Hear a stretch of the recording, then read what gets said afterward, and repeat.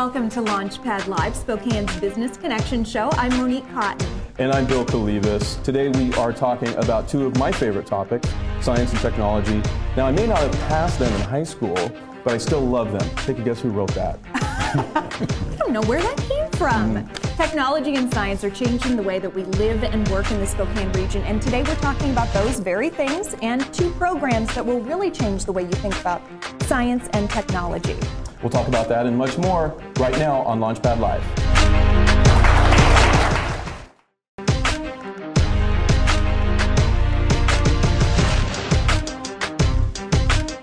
So, Bill, did you know that in order for us in the United States to maintain our leadership position in the fields of science, technology, engineering, and math, we are going to need to produce approximately 1 million more STEM professionals than currently projected? That's a lot. That is a lot. So forget reading, writing, and arithmetic. We need to focus on STEM. And so each week we like to talk to different representatives from our diverse online communities. And this week we would like to talk to Chris Major. He's the CEO of Mobius Science Center. Thank you so much for being here. Tell us about Mobius. Mobius is in fact a science center, and it's part of the answer to the problem you were just identifying. We definitely have to train more scientists and engineers, and right now, as a society, we're not doing a particularly good job of it. And in part, Mobius is a solution. Well, it got started actually a number of years ago. There was a small group of visionaries who said, you know, we look at what's going on in the economy, and we saw then the early indicators about this need, and we realized that if you don't get kids early on interested in science and engineering and math, by the time they get to be seniors in high schools, it's too late. So the way that we get them is through experience. So we set out to get this thing started almost a decade ago, and it's been a long process, but we're now that close to having this thing done and complete and open. So what would you say to people to make them really interested? Why is this something we should pay attention to? Well, there's two reasons. One, at the most basic level, this is going to be fun, exciting, entertaining, engaging, something that the region has never seen before. And back to the more serious aspects of the mission, if you look at what's going on in the rest of the world, right now today as we sit here in India, they're going to graduate more college graduates with STEM-oriented degrees than we have kids in college. Right? As we sit here today in China, there are more kids in advanced placement classes in high school than we have kids in high school. Right? Wow. Our solution, shorten the school year and reduce budgets for schools. That's not how we're going to generate the STEM professionals and build the innovation economy. So we've got two tiers. On the simple personal level, this is going to be fun, great, and exciting. At a societal level, this is what we have to do to reverse that trend. Yeah, so how does this help students and teachers? How do you get them involved?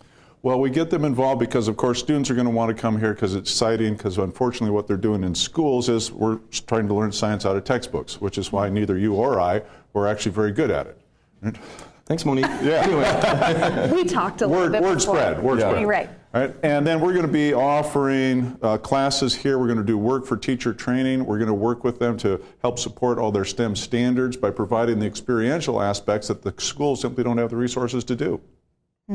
So we don't want to reinvent the wheel. Are there already models that we can learn from that are currently in action? There are, and at the same time, we actually do need to reinvent this particular wheel. What you look at, and when we looked at other communities, is they've got a lot of kind of stale, old school science exhibits where you go and look at something or you push a button and something happens. We said we don't want that.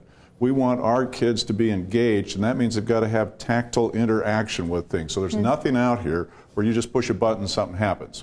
They've got to interact, they've got to do something, they've got to get involved, and then it's going to go and do whatever it does, and we want to go, wow, that was cool, why did it do that? And there won't be any big science explanations. We want them to ignite their imaginations, get their curiosity sparked, and then go sort it out for themselves. Why did it do that?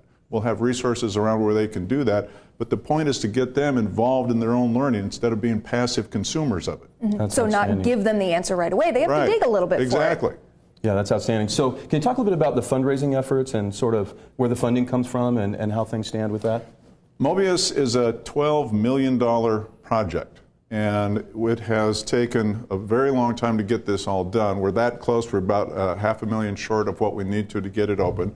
But we're going to get that done. The bulk of the money comes from local companies, private donations, so the Spokane regional community is the fundamental source of funding. We've gotten grants from outside the region and from the state of Washington, but the bulk of the funding is coming from right here. That's great. So can you give us the time frames again of when you're looking to open and maybe some other things that are coming up? Sure. We're going to open up the first week in August. The doors will be open. We'll be open for business, and then we're going to have the big grand opening the first part of September once everybody's back from the lake and the kids are back in school. Mm-hmm. Excellent. How's this going to impact the local economy? Well, it's going to impact the local economy. Short term, we already impacted the local economy. We put $12 million into the local economy in the construction and building of the exhibits and all that. We're going to have 25 full-time jobs and 100 volunteers working down here on a permanent basis. And long term, the real goal is to get our next generation interested in STEM careers now, so they build those careers and they do it here. You don't have to go to Seattle or San Francisco to do those things, so we have a long-term economic engine. And finally, of course, it's going to be a tourist attraction. Our market, immediate market area is the Columbia River to Missoula, Montana. And if you look going east, we'll be the only science center between here and Minneapolis. Wow. Yeah. I don't think you're passionate about this at all. I try this. That's great. This is exciting, Chris. We're really thrilled to be here. You're a great host. It's been a lot of fun for us getting to know a little bit more about your organization. So you want to talk a little bit about your organization, how many folks you have on staff? Well, as I say, right now we're just ramping up. We've got a little under 20 right now. We've got a long-serving board, and I want to acknowledge our board for this. There's a lot of people on our board who are big names in the community, and every single one of them has made Mobius the biggest donation they've ever made in their lives, and for many of them that's cumulatively. So when you look at our board of directors, these are people who are deeply, deeply committed to this project and the vision of it. That's great. As you can imagine, I wasn't asked to be on the board. They actually need people with money. What? Yeah, just saying. People that pass Yeah, science? exactly. Well, no, if they pass science, that leaves me out too. Oh, well, we need a few good scientists around here. So tell us the relationship real quickly between Mobius Science Center and Mobius Kids, because there's a difference. Excellent, there is. The history here, I kind of skipped over this with Bill's question, so let me back up. When we got started, we had this big vision for building a science center. At that moment in time, what was then the Spokane Children's Museum had gone dark. So we said, let's take this in steps. So we took over the Children's Museum, raised $700,000, and built out what's now Mobius Kids over there in the basement of River Park Square. For people who don't know, that's become one of the most successful children's museums in the country. Right? By the end of this year, we will have put 450,000 people through there. We've funded 12,000 scholarships for kids who couldn't otherwise have afforded to do it on their own. That thing's just been a hit. And then to make sure that we were on track, a couple years ago, we took a storefront out at Northtown, 1,000 square feet, put 6 exhibits in it, a little bit of signage, and we said, let's see what happens. We were shocked. We had 15,000 people go through this thing in 60 days. It was insane. So we built then the demand we know is there. We're going to keep Mobius Kids open. We're going to do a refurbishing of it so that it has a kind of a grand reopening when we open up the Science Center here, so both of them are going to be fresh and new, and we're going to take off from there. That's great. Well, that's outstanding, Chris, and again, it sounds like the community's really rallied around this particular project, which is so critical, as you talked about STEM and the importance in the future economy and innovation. And our place in the world, really. And we're excited for you. I mean, this has been great, outstanding. So I think what we want to do now is maybe take a few questions from the audience. So if you don't mind, why don't we go ahead and do that?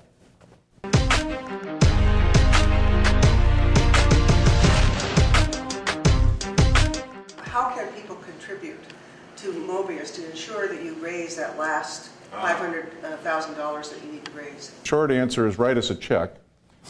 And there's a number of ways in which we'll be happy to take them. So we're already selling charter memberships. We've got a series of levels for making permanent donations, and we'll be happy to take those. There's in fact material right on the back table if you'd like to take some of it with you. But you can get online on our website. There's all sorts of ways that you can do it, and we are happy to have any of them. Can you describe a little bit what will be in the exhibits, kind of the topic areas and some of the new interactive technologies? The way the place is set up is in thematic areas. So there's going to be space, the local geology. So we're going to have a big exhibit on the Missoula flood. There's going to be exhibits about the body. Upstairs on the mezzanine is physics and phenomena. And without sucking up all the airtime here, let me just tell you about one. We're going to have a series of what we call iconic exhibits, and one that we're particularly proud of is what they call a visualization table. I call it the autopsy table. You have to imagine a giant iPad, like 40 inches by 30 inches, and what they've done is taken high-resolution imagery of, I never say this right, a real live dead guy. Right? They found a dead guy all CSI-like in the alley with a knife sticking in him, not around here, of course, and then took all these high-res images. And what you do with the touch screen, pardon me, is if I go like that, then you can just pull open the guy's pants, go like that. I just pulled the layer on the skin. I can keep doing that and take it right down, trace nerve endings, blood vessels. I can take the joint apart, rotate it 360 degrees. They're using these now to train doctors in Europe. We're going to be the first place, not just as a medical school, but the first place, period, in the United States to have one.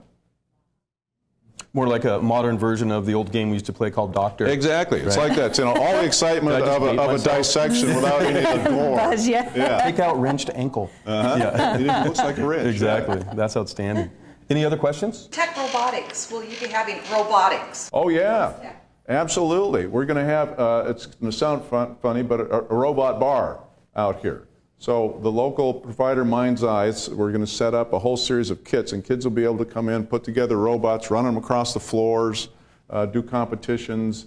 We did our first classes. You're sitting in our classroom here. We did our first classes over spring break. The building wasn't even done yet. We had a robotics class in here for 8- and 9-year-olds. It was absolutely astonishing to watch them. Thank you so much for being here, Chris. We really appreciate it. Chris Majors, CEO of Mobius Science Center. If you'd like to know more, you can go to mobiusspokane.org, or you can come on down and visit us. You come on down. All right. Yeah. Thanks, guys. Thank you. Thanks for being here, Chris.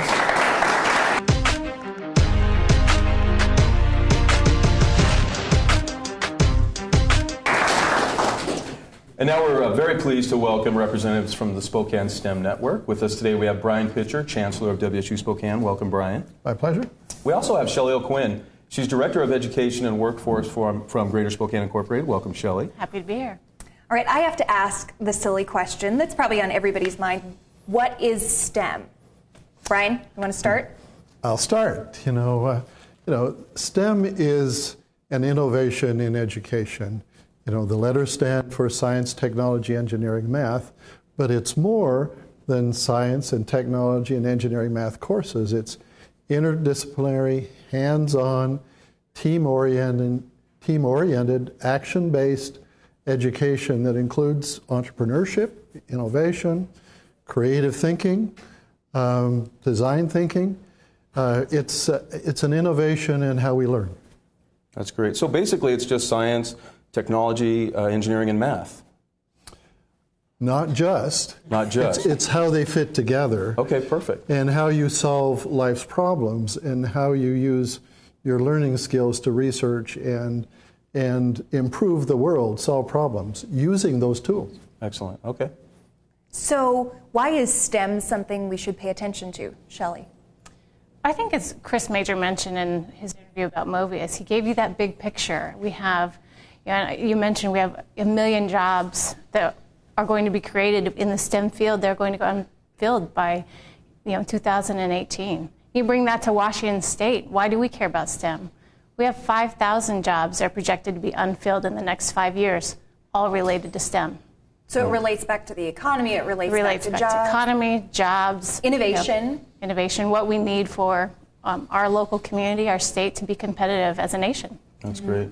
Can you talk a little bit about what the STEM network is? Oh, absolutely. May I just add to Shelley's comment about the why? If we can localize that, please consider that while 14% of the current jobs are in STEM-related fields, in the jobs of the future, as we create jobs, STEM jobs will grow twice as fast as other employment. 65% of that will be in healthcare-related fields here in our community. Almost all of that will require post-secondary education, and half of that a baccalaureate degree. So we need to get students, our sons and daughters, ready early to engage. And so what happens if we don't? I mean, really, that's the question we probably need to ask ourselves. If we're not embracing STEM, then what do we face? Well, we face jobs going overseas. Yeah. We face, our sons and daughters being underemployed.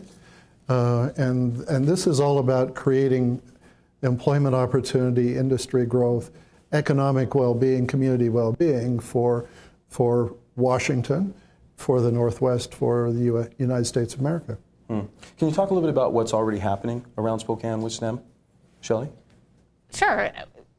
as we go back to the STEM learning network, which we're working on creating, we're working at integrating K-12, higher education, and business to really have a focused effort on STEM education in our region.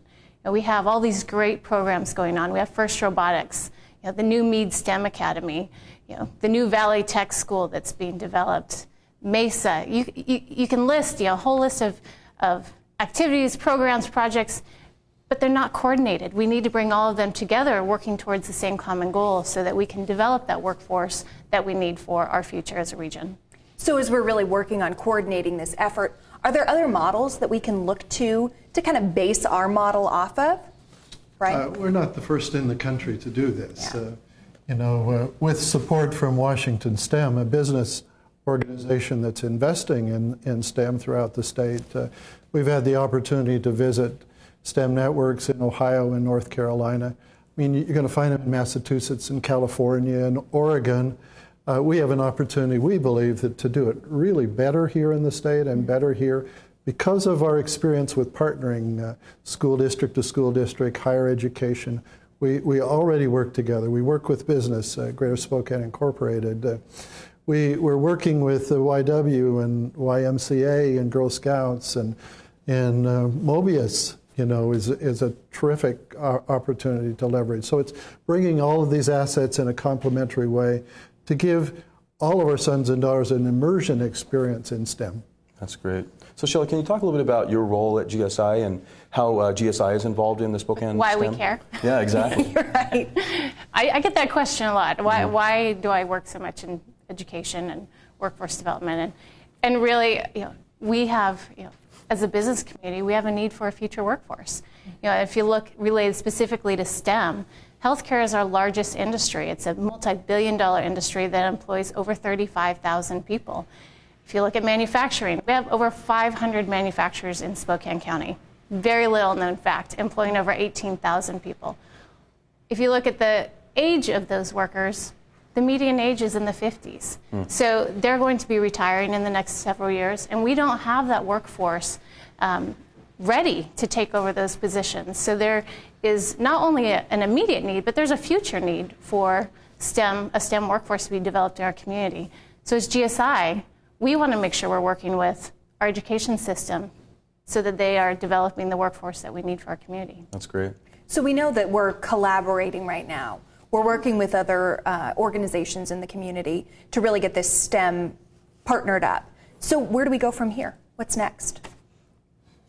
Well, we're just beginning. We have relationships, but the STEM network is going to be an action focus to really move the dial on indicators such as college readiness and the percentage of our high school graduates who are prepared and interested in STEM fields and go on and complete them successfully. So we're going to focus on plans and strategies to really make a difference in seeing from pre-K all the way to career to fill the pipeline and keep them in the pipeline. We're also going to really be focused on the underserved. We have neighborhoods, we have schools that are not we're not having the achievement that we deserve and they deserve. So we're going to focus on how to help them by working together. So really focus on training young people and then measuring the results, right? Yes. Is that to part of give it? you some history, we've been working on this for a year. Last June, we met with Washington STEM and had a conversation with them. We brought together K-12, higher ed business leaders to start a conversation, say, is this something as a community that we are interested in doing? And could we pull this off? And we said, if we can get $35 million twice for a medical school, we can pull off anything. And we said, of course we can. Spokane's known for our innovation for making things happen. And so we started this process of meeting. It started out with the River Point Math Science Partnership, which is a collaboration of those partners around science and math. And we started these meetings and moving forward and developed a plan. We have now hired, he started this week, an executive director who will lead us into the next phase, which is developing the business plan for our community that takes the input from all of the stakeholder groups and puts it together on how we really move forward in developing a real plan of action for our community around STEM. That's great. Yeah, I'm seeing a theme here that's developed over the last 10 years with WSU Spokane, Brian, and your leadership, and GSI, and Rich, Hadley, and your leadership. Really, both organizations really collaborating and pulling more programs and more organizations together to tackle some of these big projects that probably a lot of people 10, 15 years ago would have said, oh, that'll never work, that'll never happen, but you guys have pulled it off. And I think we have a lot of more work to do, obviously, but it's to be commended. Well, thank you, but it's really a community project. And this one in particular, it's Eastern Washington University, community colleges, the school districts, we're all at the table together. Gonzaga and Whitworth have joined the discussion. So, it's going to be, we're going to focus on instructional models, teacher preparation, how to involve families more effectively and share all these ideas and learn from one another. That's what a network is. That's awesome. So how can people get involved? Individuals, businesses, organizations? We have our contact information is SpokaneSTEM.org. Okay. They can also visit the Washington STEM website. Washington STEM is a $100 million 10-year investment in STEM education for Washington State, and they're the organization that has come in and has funded this project.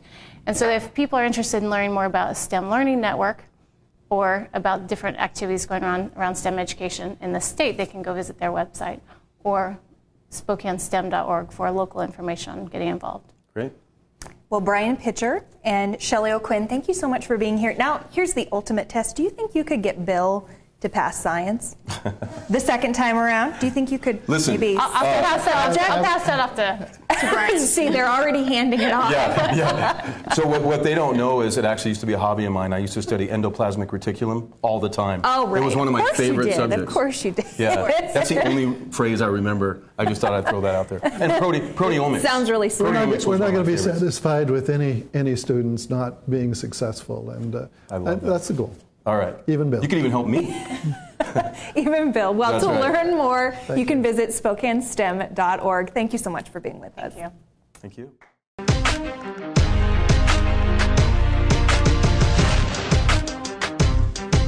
How does STEM fit into this whole education reform and injecting creativity and finding ways to find aptitude in kids that's different than getting an A in advanced science and math? For someone who's not from the education world, I'm coming out of the business side of this and have been thrown into the education world. I've had an opportunity over the last year to tour different schools around the country.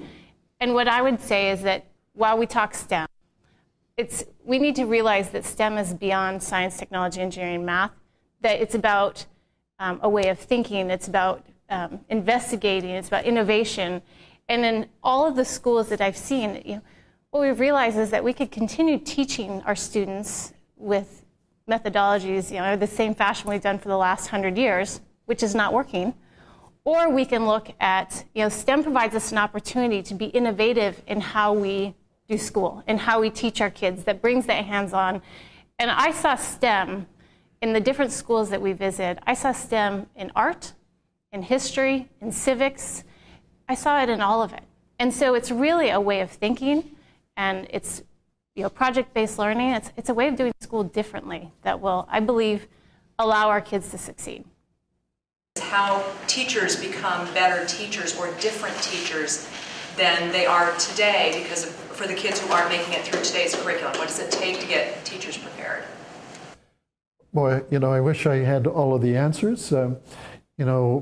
A focus area on the Spokane STEM network will be looking at, pulling together the best teachers and sharing ideas and doing professional development. We've already had great success in the Math Transition Project, which really Eastern, the community colleges have led and done very effectively in building an awareness of how math is taught in middle school and high school and helping one another. We recognize that there are multiple forms of intelligence and multiple ways that people learn, and we just need to be more aware of it and build curricula that create more opportunity. We're seeing great success in these programs, but they need to be scaled up. And I would just like to add, I think it's a great question, because as we look at, going back to your comment about education reform, we can talk about education reform all we want, but if we don't go back to our teacher preparation programs and address how we prepare teachers who then go in and teach our students, if you expect different outcomes because you decide to measure something differently but never change the input that you're putting into the equation, you're just going to continue getting the same results. So I do believe that we fundamentally need to invest in professional development for our current teachers, and that's an important component that we can't forget. And we also need to address how we're teaching our teachers who are teaching our students. All right, well, let's give them a round of applause, everybody. Thank you for being here.